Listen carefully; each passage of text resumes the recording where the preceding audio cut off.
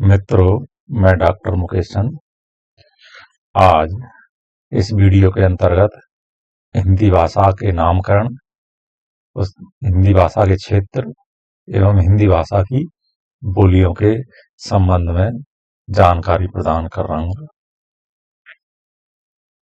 इसके अंतर्गत पहला उपशीर्षक है हिंदी का अर्थ एवं नामकरण। इसमें हम देखेंगे कि हिंदी का शब्द का क्या अर्थ है और उसका हिंदी का नाम कैसे पड़ा। हिंदी शब्द फारसी अथवा ईरानी भाषा का है, जिसका संबंध संस्कृत शब्द सिंधु से माना जाता है। यह शब्द सिंधु नामक नदी और उसके क्षेत्र का वाचक था, जो आगे चलकर संपूर्ण भारतवर्ष अर्थात हिंदुस्तान का वाचक हो गया। संस्कृत सिंधु शब्द ईरानी भाषा में ध्वनि परिवर्तन मतलब सा का हा और धा का दा से हिंदू और फिर हिंद हो गया। इस प्रकार संस्कृत शब्द सिंधु फारसी में जाकर के हिंदू और फिर हिंदू से रह गया हिंद। इसी हिंद शब्द में ईक प्रत्यय लगने से या ई प्रत्यय के युक्त से हिंदी शब्द बना है, जिसका अर्थ है हिंद का या हिंद से संबंधित। तो यहाँ हिंदी का या हिंदी शब्द का अर्थ है हिंद का या हिंद से संबंधित, चाहे वह हिंद का कोई निवासी हो, कोई वस्तु हो अथवा कोई भाषा हो। अतः भाषा वैज्ञानिक दृष्टि से यहाँ हिंदी का अर्थ हिंद भारत अर्थात हिंदुस्तान की भाषा से है। वस्तुतः पहले ईरान में भारत की संपूर्ण भाषा को जबान ए हिंदी कहा जाता था। इसका अर्थ यह है कि हिंदी से तात्पर्य उस समय भारत अर्थात हिंद देश की संपूर्ण भाषाओं से था। भाषा के अर्थ में हिंदी शब्द का प्राचीनतम प्रयोग जफरनामा 1424 ईस्वी नामक ग्रंथ में मिलता है, परंतु बाद में हिंद भारत की एक केंद्रीय भाषा के लिए हिंदी नाम अभिहित हुआ। इस प्रकार मूलतः हिंदी शब्द सिंधी मतलब सिंधु सिंध प्लस ईक का ईरानी रूपांतरण हिंदू, हिंदू से हिंद, हिंद में ईक प्रत्यय लगने पर बराबर बनता है हिंदी है। हिंदी शब्द के अर्थ विकास के साथ अनेक नाम जुड़े हुए हैं।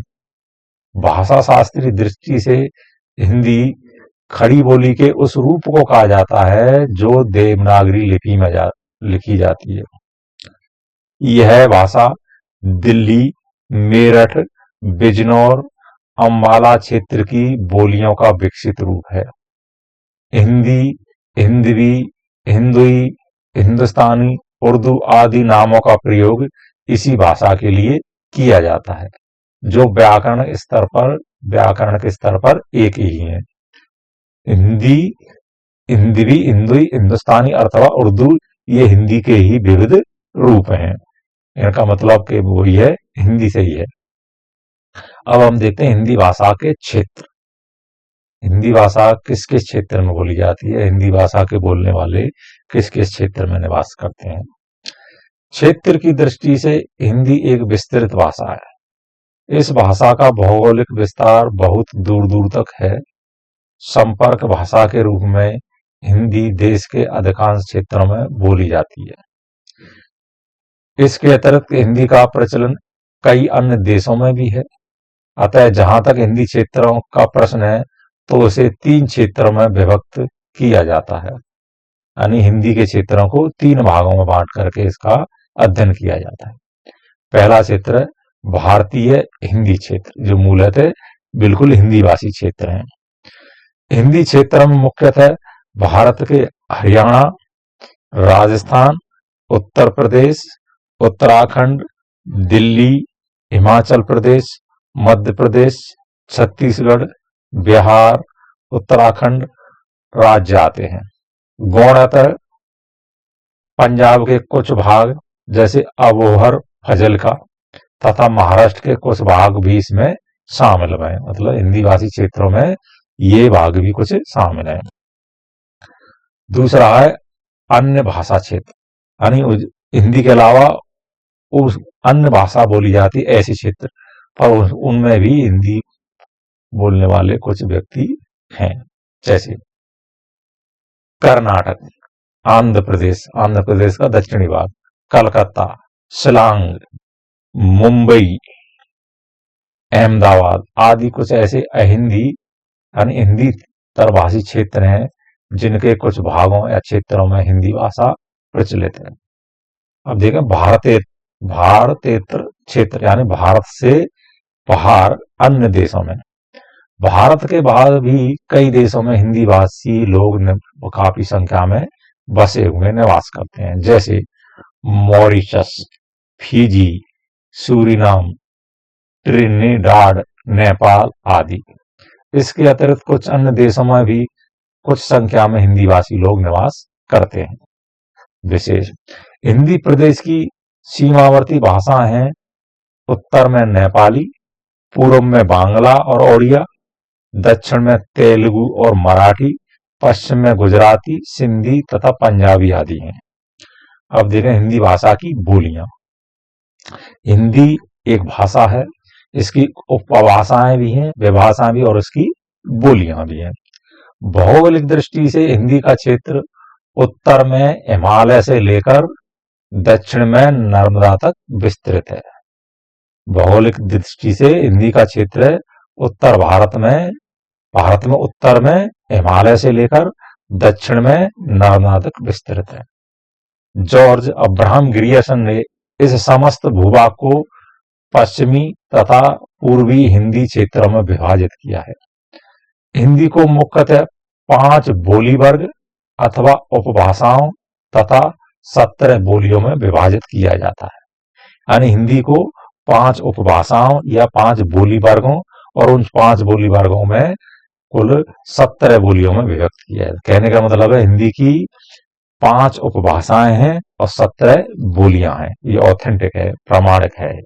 इस विभाजन को निम्नवत रूप से प्रस्तुत किया जा सकता है। जैसे अब हम इस विभाजन का 5 उपभाषाएं और 17 बोलियां किस प्रकार से हैं अब हम देखते हैं। ये बहुत परीक्षाओं के लिए उपयोगी है, महत्वपूर्ण है ये सारणी। जैसे है, पहली उपभाषा है या बोली वर्ग है पश्चिमी हिंदी। पहली है पश्चिमी हिंदी। पश्चिमी हिंदी के अंतर्गत 5 बोलियां आती हैं। 5 बोलियां हैं। पहली है कौरवी, कौरवी का ही दूसरा नाम है खड़ी बोली।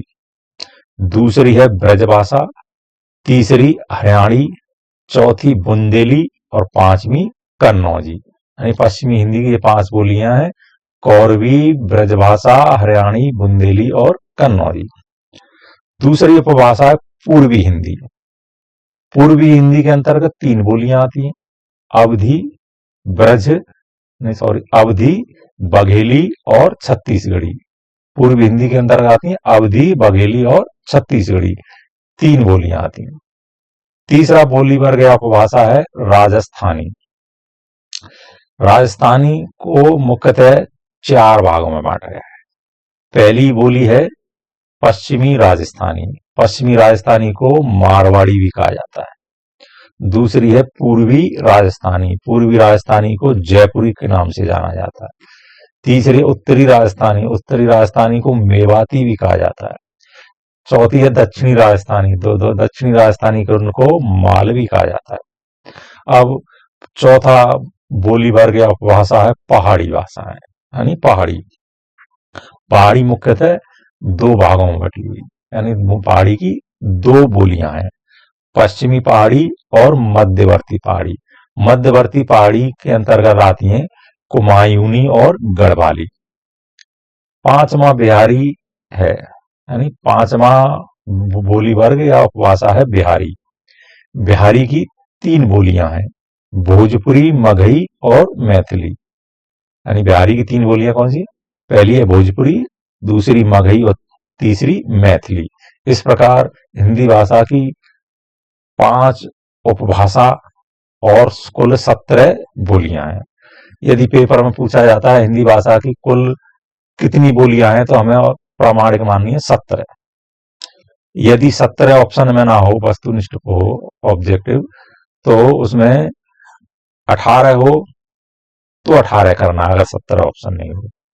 अगर 17 ऑप्शन हो, 18 भी है, तो हमें 17वां ऑप्शन ही करना है। 18वीं बोली कई लोग नेपाली को इसमें मानते हैं। क्यों?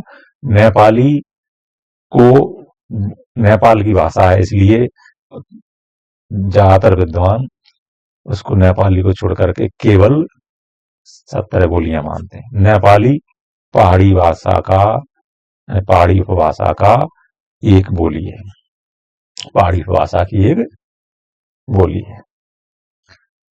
तो धन्यवाद। ये बहुत ही महत्वपूर्ण टॉपिक था, किसी ना किसी परीक्षा में इसमें से पूछा ही जाता है।